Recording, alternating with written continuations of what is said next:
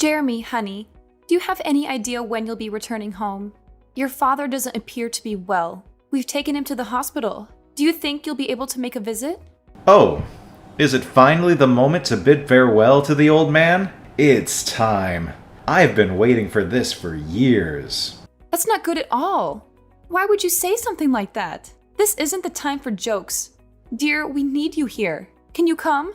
I'm not sure. I'm quite busy. Maybe if I feel like it. If you feel like it? What are you saying? Your father might be in critical condition. It could be life-threatening. I said I'm busy. You can be so persistent sometimes. Oh, by the way, if any other relatives come to visit, make sure to tell them that I'm late due to work. I can't have you telling stories and ruining my reputation. Make sure they still think I'm a great guy. All right, I will. But honey, I'm certain your dad would be delighted to see you. Your visit might be just what he needs to recover. We'll be waiting. Please come as soon as you can. Yeah, whatever. I thought taking care of the house was your responsibility. And now you're bothering me with all these things I really don't care about. You should really do better. Aren't you supposed to be my wife? All right, I'll try my best. But please promise me you'll come and visit when you have the time.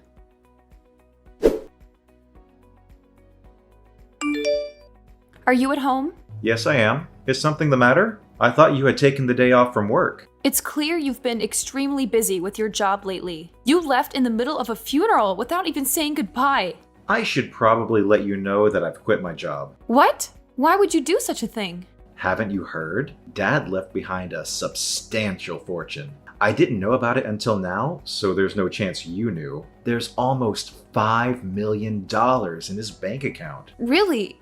But I still don't understand why you would quit your job just like that. It doesn't make sense. Can't you see it? A poor girl like you won't ever understand. You can be so ignorant sometimes. Jeremy, I may not have inherited a fortune, but that doesn't mean I can't comprehend your decision. Money isn't the sole measure of happiness or success in life. You don't get it, Kayla. This is a game changer. With this money, I can finally live the life I've always dreamed of. No more long hours at the office, no more stress, and no more compromises. I can travel the world, start my own business, and truly enjoy the fruits of my labor. And Kayla, use your brain for once. Who needs to work when they have $5 million? I understand that having financial security can provide opportunities, but I worry that you're dismissing the value of hard work and personal fulfillment. Remember, our father worked tirelessly to build his wealth, and he also valued the importance of family and relationships. Money can bring temporary happiness, but it's the meaningful connections and personal growth that bring lasting fulfillment.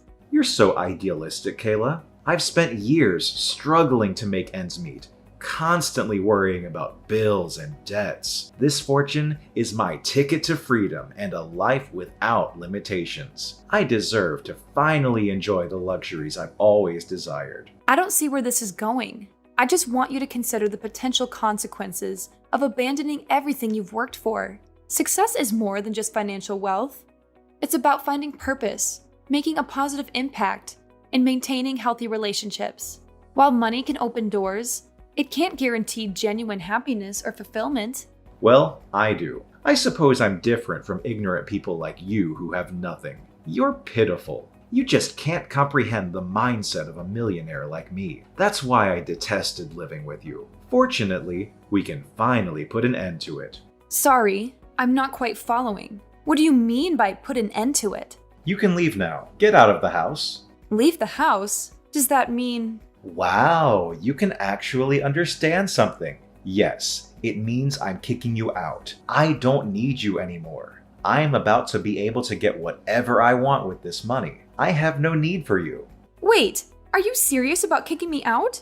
Yes. Can't you read? It's practically guaranteed that I'll inherit Dad's fortune. I'm the eldest in the family, and I took care of him in his final years. That leaves a good impression when it comes to dividing his assets. But you didn't take care of him. I was the one who took care of your dad all these years. So what? You're not his actual family, just my wife. If you took care of my dad, then good. It means I trained you well. It also means my brother will have fewer chances of getting anything. I doubt he'd be getting anything. So from now on, I'll live a happy life with Dad's 5 million.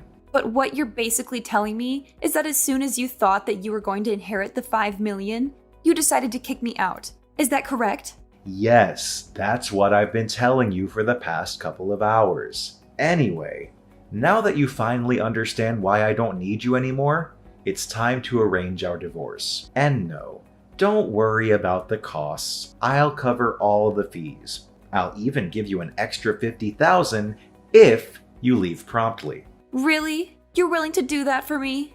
I have money to spare, unlike you, but once you accept the money, that'll be the end of it. We won't have any further conversations, okay? Can I ask a few more questions? You seem eager. Have you been planning this divorce for a while?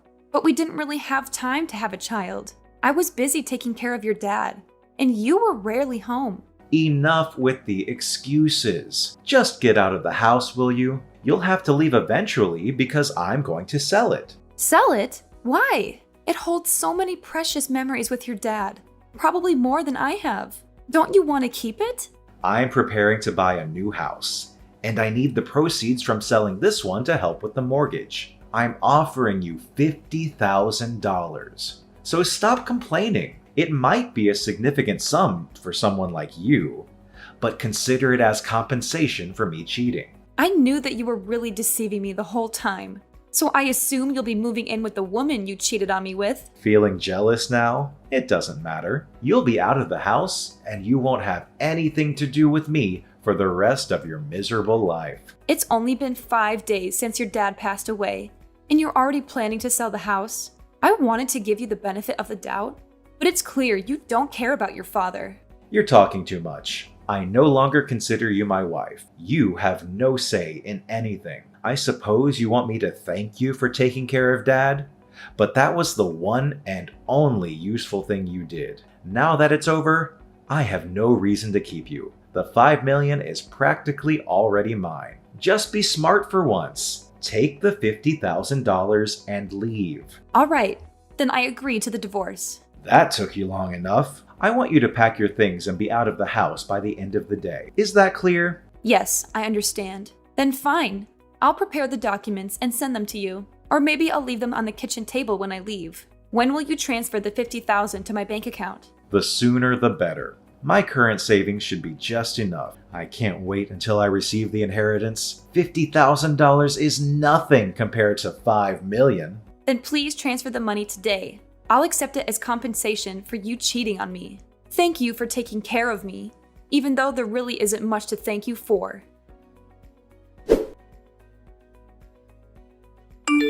What on earth is happening, Kayla? What? I thought we agreed to not contact each other after the divorce. I still haven't received my inheritance. Have you heard anything from the attorneys? You better not hide anything from me. So that's the reason you reached out to me? I don't think you'll be getting anything, Jeremy. What does that mean exactly? I don't think you'll receive a single penny. I don't understand. Where is my 5 million? I've been waiting for it.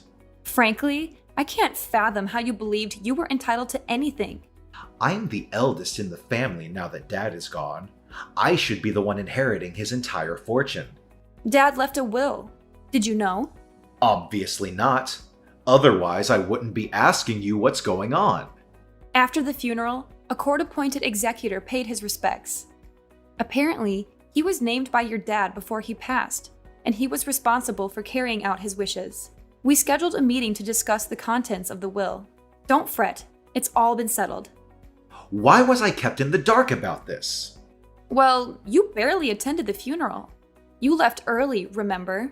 We assumed there wouldn't be much of an issue without you, so we didn't bother informing you. What the hell? According to the will, your dad decided to bestow his entire fortune upon me. It was very kind of him.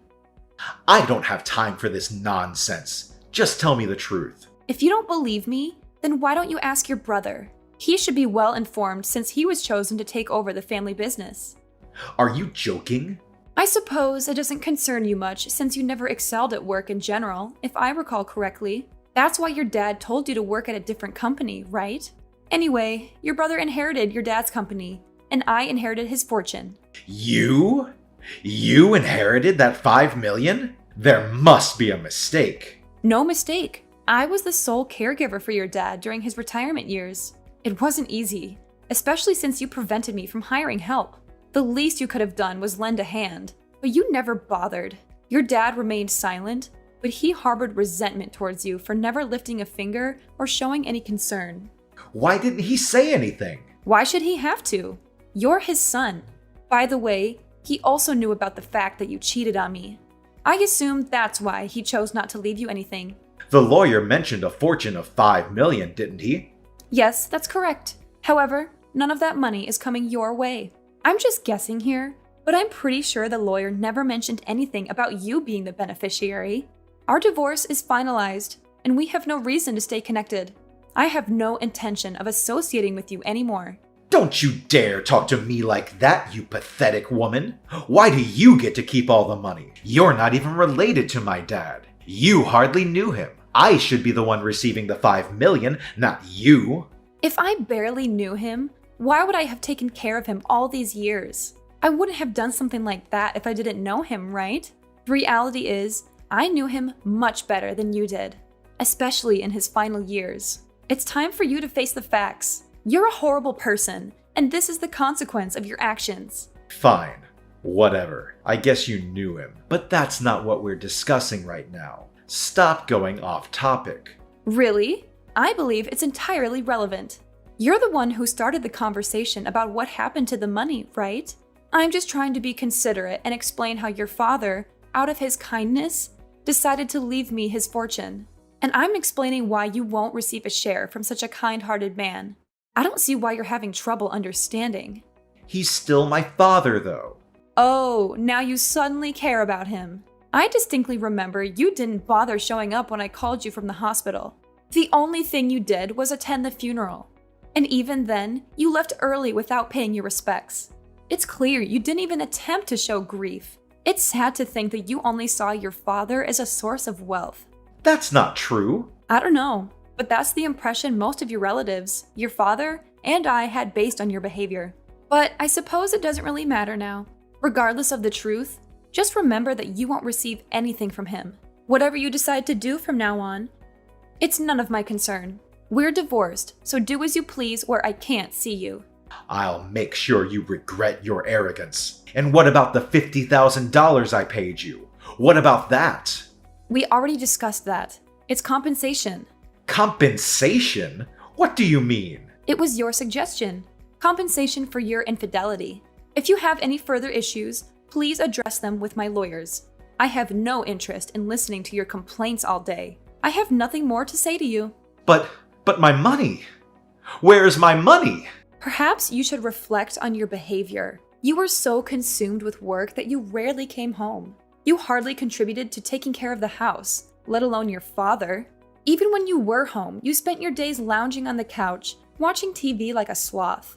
Frankly, I think both your dad and I had enough. We expected more from you, and I'm sorry it had to come to this. It's not my fault I was busy. Are you implying I'm not allowed to take a day off and relax? No, that's not what I'm trying to say. But were you genuinely busy? Are you certain you weren't out with the person you were cheating on me with? Considering your lack of dedication to work, I doubt you had any important responsibilities at the company. It's not just your work ethic that's an issue, it's also your values. If you think divorcing me the moment you were about to receive $5 million was a wise decision, then I have no words for you. It's not like that. I had my own problems too. I was under a lot of stress. I'm simply not the kind of person who shows or discusses it openly. Come on, there must be some goodness in you. Share the inheritance with me. Don't you think it's unfair to keep all that money to yourself? I never realized you were so greedy. What problems did you have? Care to explain? No matter how many times I asked, you hardly contributed any money towards the house. When I faced difficulties, you were having fun with your secret lover. It's not fair to me at all, you know. And it's even more unreasonable that after all your stupid actions, you still want me to share my fortune with you? Don't think you can deceive me again. There's no point in continuing this conversation, is there? I've already moved out of our old house, just as you requested. If you want to sell it and buy a new one, go ahead. I don't care. Just don't think you'll be getting much out of it, Jeremy. But I invested $1 million in the new house. I already have a mortgage. I plan to pay it off with the inheritance. Now what am I supposed to do? I'm broke! I don't know, but don't ask me. It's not my problem. You were the one who offered $50,000. I simply accepted it. But things weren't supposed to turn out this way. You have no one to blame but yourself for all of this. I think it's time you face the harsh reality, Jeremy. I'm sorry, dear.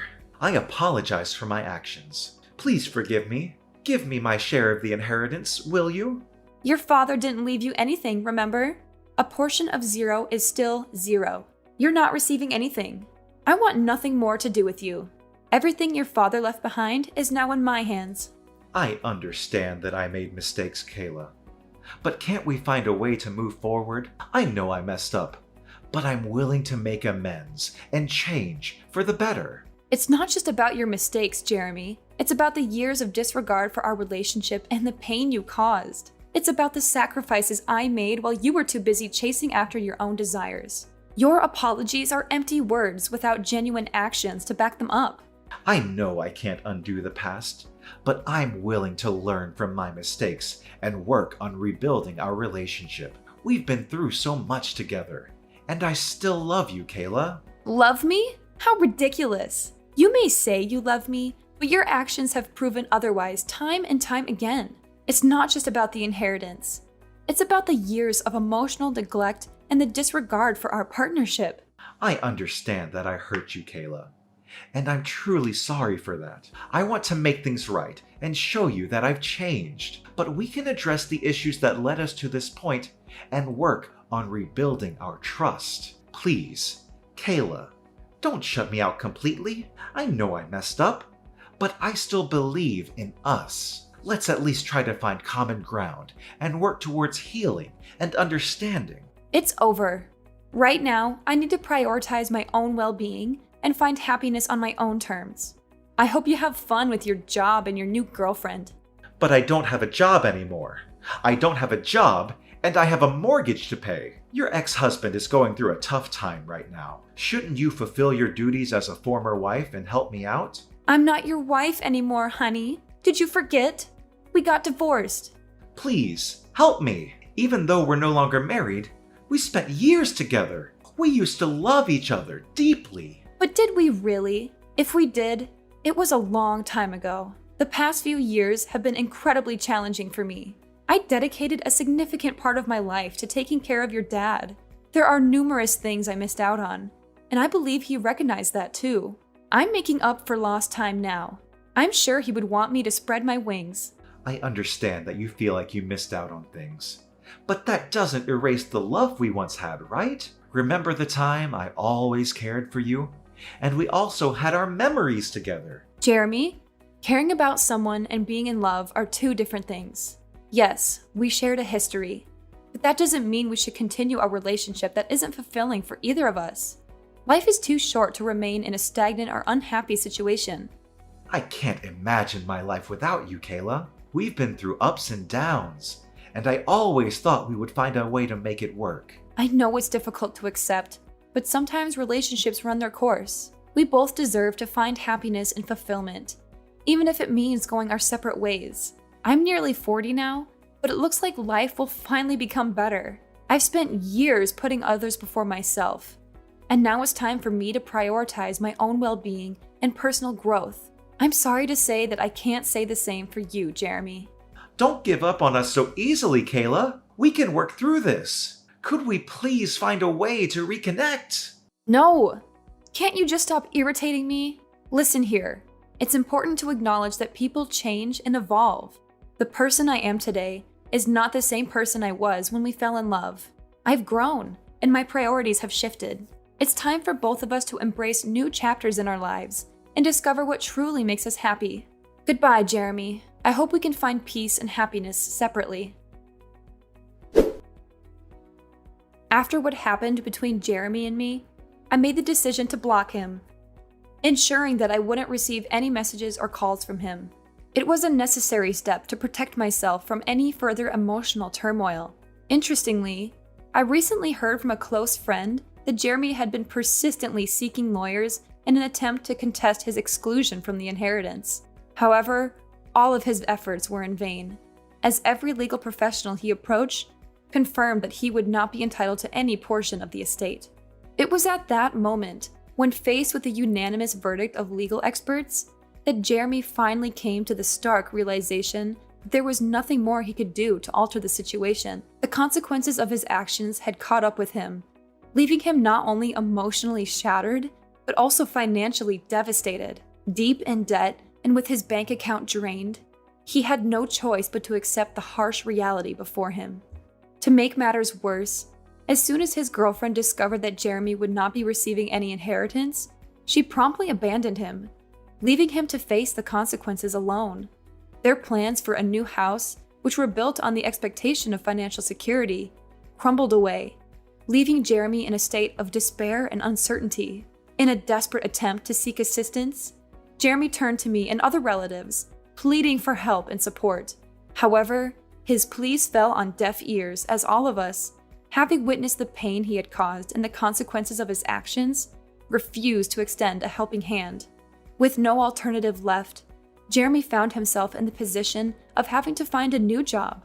Unfortunately, his search proved to be a challenging one, as he struggled to secure a full-time or even a decent part-time position. Eventually, he was left with no choice but to accept a job at a factory located in another state, where the working conditions were nothing short of abysmal. Day and night, he toiled tirelessly, with minimal rest, simply to make ends meet. On the contrary, I used the property inherited from my dad to establish a thriving business. With hard work, determination, and a stroke of good fortune, my venture flourished over the years. And as fate would have it, I crossed paths with a kind-hearted gentleman whom I eventually married. Moreover, I also spent an amount of money on charity and volunteering. These voluntary activities really helped me to find peace in my heart, so that I can begin a new chapter of my happy life. In essence, my goal in life is to find true happiness and make the most of the opportunities that come my way. While Jeremy's actions and choices led him down a difficult path, I choose to forge ahead, learning and growing from my experiences and honoring the blessings that have come my way.